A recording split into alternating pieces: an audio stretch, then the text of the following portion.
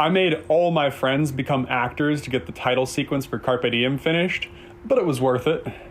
I tried to find actors for this scene, but with only small, mostly non-speaking roles, it was hard to find interest from professional actors. So, on March 15th, just after noon, Colin, Alex Hackworth, Vishal Kolar, Amyleigh Hoffine, Natalie Dallas, Kyle Valencia, Yi Chong, Rachel Tegenkamp, and I all met up on the third floor of Mendenhall to shoot the last final in high school scene that became part of the new intro for Carpe Diem. I was really happy to have as many people there as I did, especially since they were all just doing me a favor, and it felt like I'd gathered together a lot of the people I'd met and liked from my first year at Whittier College to be a part of the film. I was definitely happy that day.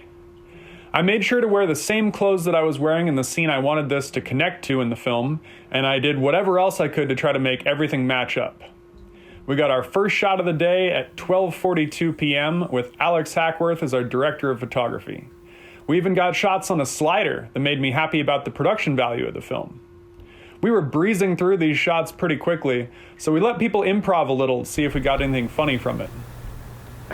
Hey, let me cheat on you.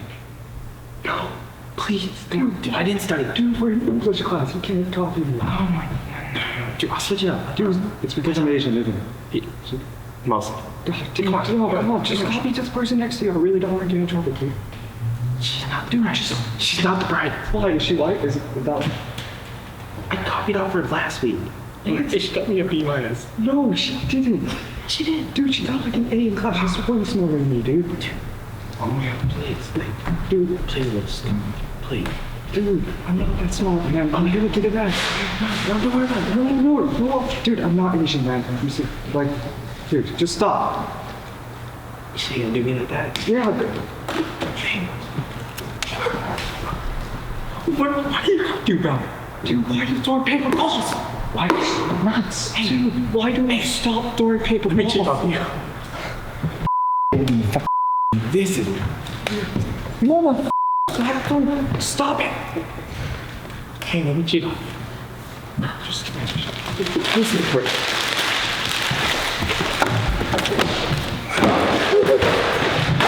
Okay. That didn't quite make it into the final edit, but, it kept everyone in a good mood. We ran into a bit of a holdup at 1:45 though, because Yi couldn't get the papers to separate when he was throwing them, but we got some good bloopers.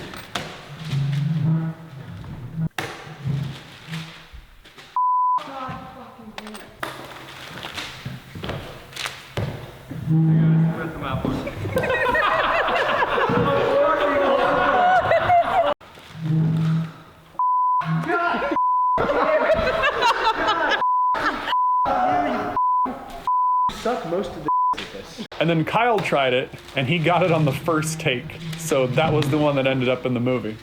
All in all, this was a fun day and not a hard day. It was all in one location with the same lighting, so there wasn't much work to be done between shots. It was so laid back that at one point we even broke into song. Oh, she's a candle. Brandon D. Camera roll. She's a gold digger. That's way over time. We ended with shots on a Steadicam, and it felt like we were adding even more production value to this film. Alex Hackworth even sat in as a student so the classroom could look a little fuller, and I held the Steadicam for that one take. We got our last shot of the day at 2:45 p.m., and that was a wrap. It only took 2 hours, but it felt vital to the film. It really made the school scenes feel more alive, and it's where I put the opening credits for the film, aka the title sequence. Looking back on it, I do think it's a little funny that I couldn't get a single theater major to show up. The students that appear in that scene were all Whittier College students and all friends of mine, but none of them were actually pursuing acting as a career. I'm still not sure why that was the case. I would have assumed more people would have wanted to be involved, but maybe it was just hard to get the word out, or they worried that the size of the part could be to their detriment. I'm not really sure.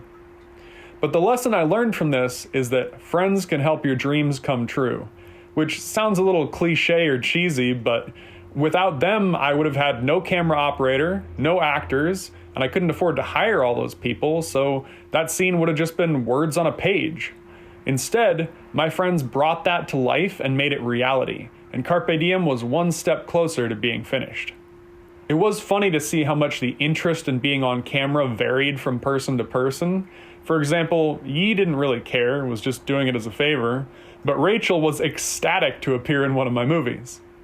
The one detail I didn't catch at the time, though, was that technically Amyleigh appears in the film twice. Once as a high school student at the beginning, and then for a second time as a British dancer towards the end. I was worried someone would call me out for that inconsistency, but luckily I don't think anyone ever noticed. Or at least they never said anything if they did. But she was just in the background of the school shot, so it would have been hard for anyone to tell. Side note, that Friday night was our last weekend in the dorms before spring break, and it had come up that a couple of my friends wanted to learn swing dancing. Now, I had a friend in high school, Gwen, who I'd been in a couple of theater productions with, and she'd talked about swing dancing and given me a basic idea of what it looked like, but I didn't really know much about it outside of that, so I spent a few hours watching YouTube videos and practicing moves, and when I started to feel comfortable with some of them, I offered to teach the friends that had been interested.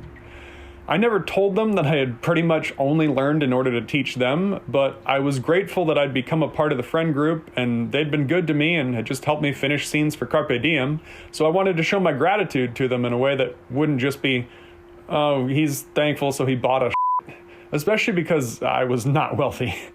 In hindsight, I think it was the right choice, because I heard positive things about that night and teaching them for a long time. I've told you about a few nicknames that people have gotten, but not everyone is aware of the nickname they're given.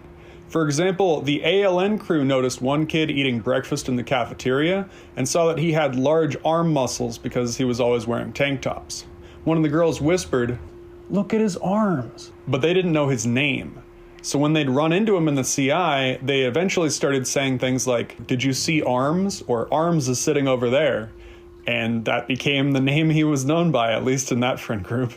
And I laughed at the situation, but it showed me that women were paying a little more attention to muscles than I thought they did. And I'd always been a little self-conscious about my body when I was younger because I'd been really skinny as a kid and had been called names like Stick. But after about 6 months of eating at the cafeteria, I'd filled out a little bit and was feeling better about how I looked. So I started to think about adding some tanks into my wardrobe as well. But you'll have to tune in next week to hear about how we made fun of Apple.